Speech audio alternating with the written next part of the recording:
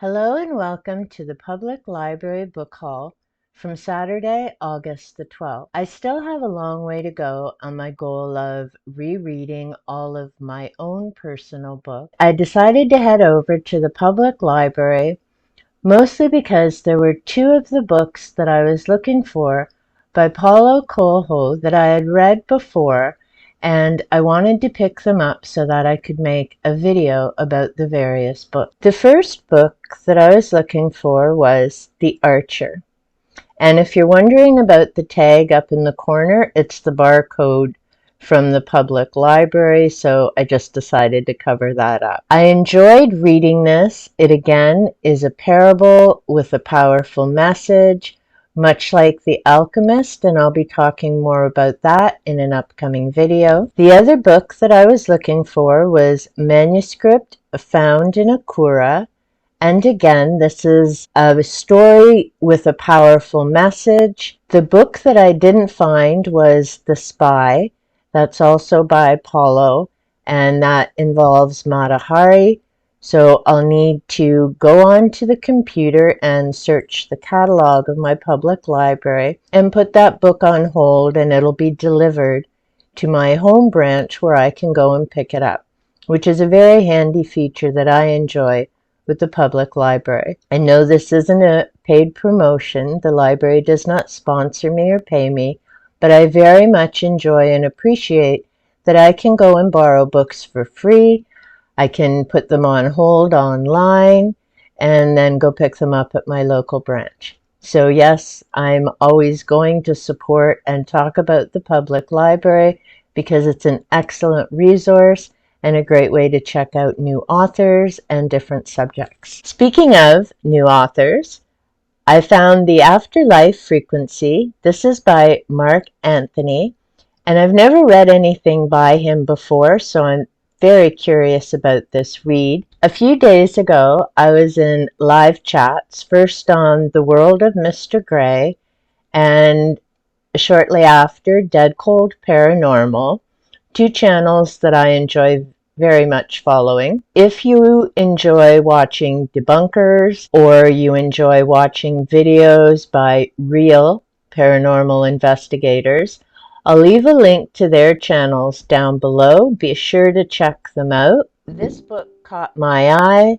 because during those live chats we were talking about what happens to people when they die. Humans are energy. What happens to that energy? So as I was at the library, this caught my eye. The scientific proof of spiritual contact and how that awareness will change your life. I'm curious about this because, again, we've got the frequency. There's a lot of talk about EMF. It comes up in the other books that I've read by paranormal investigators. It comes up on the paranormal channels that I watch. So channels like Dead Cold Paranormal.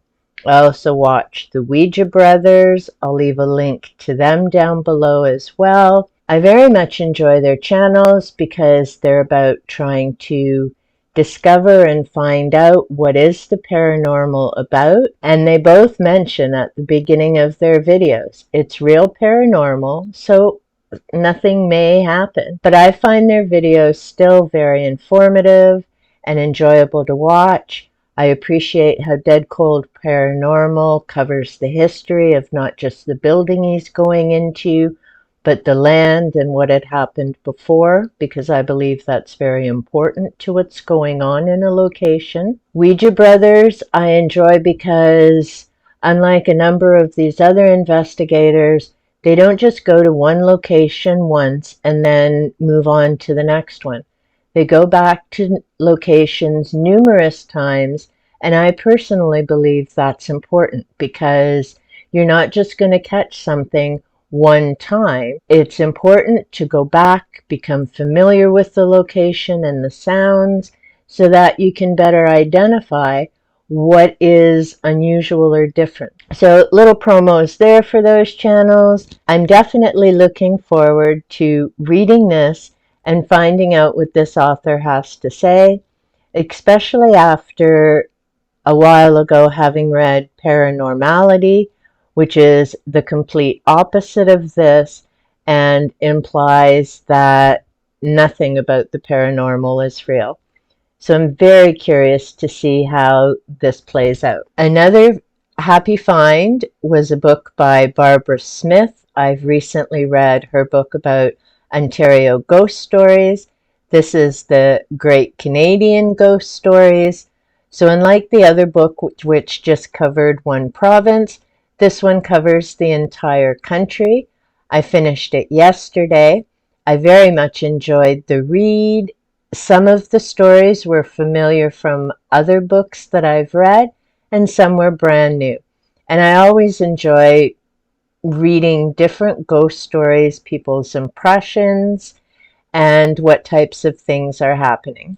The Four Purposes of Life. This is by Dan Millman. And as I was making the video, I realized there's actually a basketball on the cover. I hadn't noticed that before. If you've seen one of my previous videos where I was talking about the essence of Gnostics, and as I was talking, I realized there's a dragon on the cover. Yes, I do tend to get easily distracted. So back to Dan Millman. Up on the shelf, I do have The Way of the Peaceful Warrior, which I mentioned in an earlier video, waiting to be read again, and that was from one of my thrift store finds. I enjoy Dan Millman, like The Celestine Prophecy, like Paulo Coelho's books, The Alchemist, and others. The Way of the Peaceful Warrior is a parable, and I very much enjoy those because they're stories with meanings and things that you can incorporate into your everyday life. I've read The Four Purposes of Life before. I wrote them out on index cards and I have them around my house. I decided it was time to take another read for a little more of the information. And I think this time I'm actually going to look for and purchase the book. I'm just on page 43 this time, and as I've mentioned in other videos, because this is a library book, I use little sticky notes so I know the pages that I want to go back to and make note of. But as I'm reading it this time, there's a lot more catching my attention, and maybe it's because of all the reading I've done, and as I've mentioned before with my own books, they're dog-eared. I write comments, I make highlights, and I'm really wanting to do that with this book. So I think it's time for me to look for and pick it up so that I have my own copy to refer back to over time. If you're wondering why my eyes are kind of going around, my last few videos I had actually used my phone on a tripod, which was handy in terms of setting it up and catching a different shot. But unfortunately, the books were too far away, and with the phone, I can't see what I'm capturing until I go back to the editing. So I decided to go back to using my stream, and now I'm having to be aware that I'm not getting the glare on my glasses, but also getting back to knowing where to look on the screen. The last book that I picked up during this visit to the library is The Green Witch. As I've mentioned before, I don't do spells. I'm into nature, reconnecting with nature, and just living a more peaceful, quiet, balanced lifestyle, which is why I enjoy the green craft books. They're very down to earth, no pun intended. They talk about plants and crystals, some cover runes. So there's a lot of great information packed in these books. I've never read this author before. This is Erin Murphy Hiscock. So like the other book on the frequency, I've got now 2 new authors to check out. This particular book is Your Complete Guide to the Natural Magic of Herbs, Flowers, Essential Oils, and more. And I've taken a few basic courses on aromatherapy, so I work with essential oils, which is another reason why I decided to pick up this book. I'm curious to see what her information and suggestion is about that. So those were my recent finds at the public library. I'm looking forward to discovering the new authors and finding out what kind of information they have to share. I very much enjoyed the read by Barbara Smith. I'm looking forward to finishing the book by Dan Millman. If you've read any of these authors, let me know in the comments down below.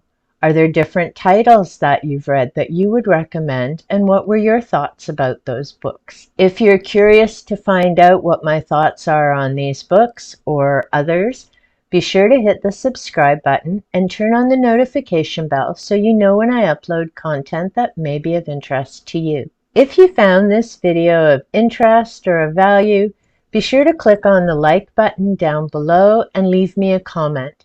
Both of those help the channel to get out to other viewers of like mind and similar interests, which helps the community grow. My current goal is to reach 100 subscribers before I begin doing live streams.